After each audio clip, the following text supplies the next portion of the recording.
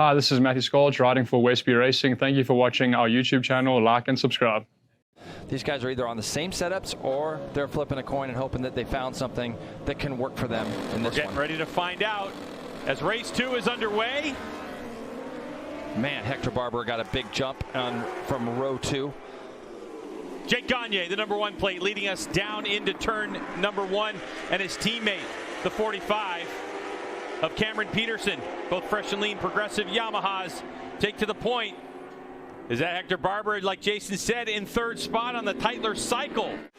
Have much grip out of the 66 Tytler's bike, and now he's behind his teammate. He wants to get through him, and Matthew Skolch all the while probably feels like he has the pace to go with Petrucci and Cam Peterson. He's going to have a look here up the inside. He does. Whoa. As PJ Jacobsen opens up his line a little bit, Matthew Skolch stuffs his way through. That's a great lunge by Skolch to just leave the throttle open for that moment extra.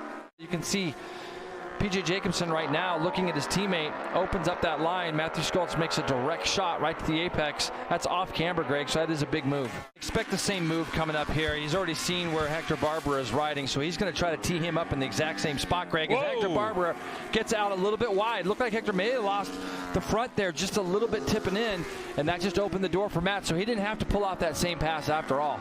Kind of looked very similar, but the plan was already in place by Matthew Skolch, so that is for 4th spot. And Yamaha would like nothing more than if Skolch could get around Petrucci. Let's see what happened to Barber. He actually lost the rear a little bit on the way in, and but he did get an amazing launch. And then sadly he gets penalized for that position, and you can see PJ Jacobsen finally gets past his teammate, gets penalized for Petrucci going up underneath him, and it's a real harsh penalty, I think, Greg, because it's so narrow down in there. But the riders have been told if they miss the chicane, and it makes it to where he can get the power to the ground and put himself up the inside of Cam Peterson. There goes the Italian, the former MotoGP racer, Danilo Petrucci, on that Warhorse HSBK Racing Ducati New York Panigale V4R. He'll take over 2nd spot. Now Cam Peterson gets to study what Petrucci's doing. Over the wheelie, the bike looks so much better. And a little more angle that he had did Skolch over that wheelie hill.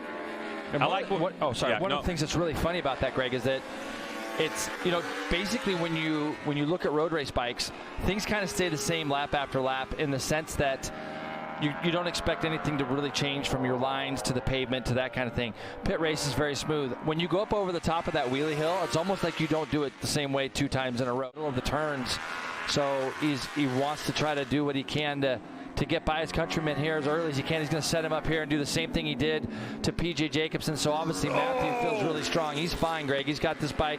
He'll get it back to the right, and he'll be able to set sail now after Petrucci. I just saw that bit of chatter because he was just a little bit wide. That front end feedback that he was getting from his Yamaha R1, Matthew Skolch. But now he's going after the Italian. So for Cameron Peterson, he had a good run up to this point.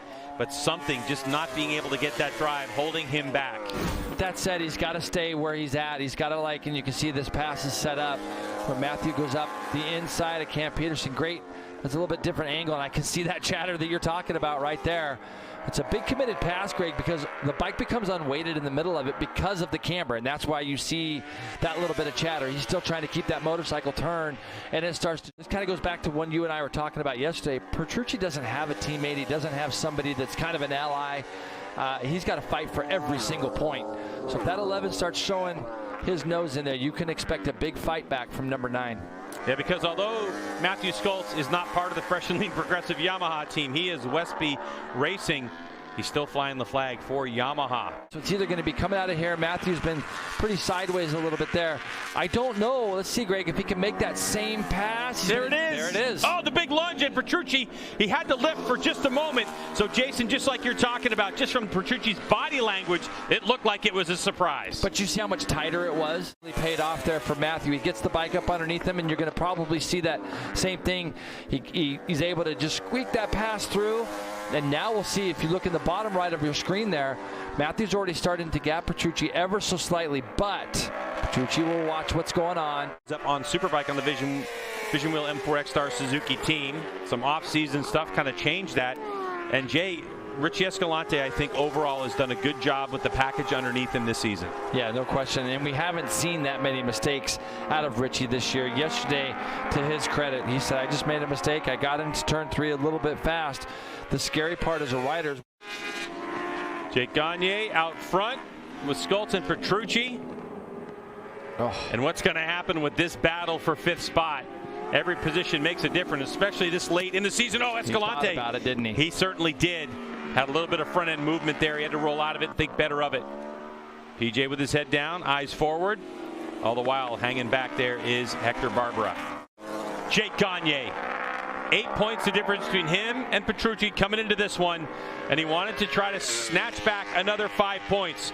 Onto the front straightaway he comes. He'll take the checkered flag, and now he doesn't know it, but he's awaiting the arrival of that Yamaha rider, Matthew Schultz, who's able to put himself second and between, right in the middle between Gagne and Petrucci.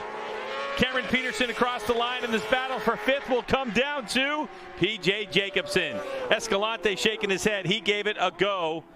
Hector Barbera comes across the line in 7th technically, but he's going to be relegated to 8th with the time penalty because Hayden Gillum comes across in 7th. But it's all about this guy. New championship points leader.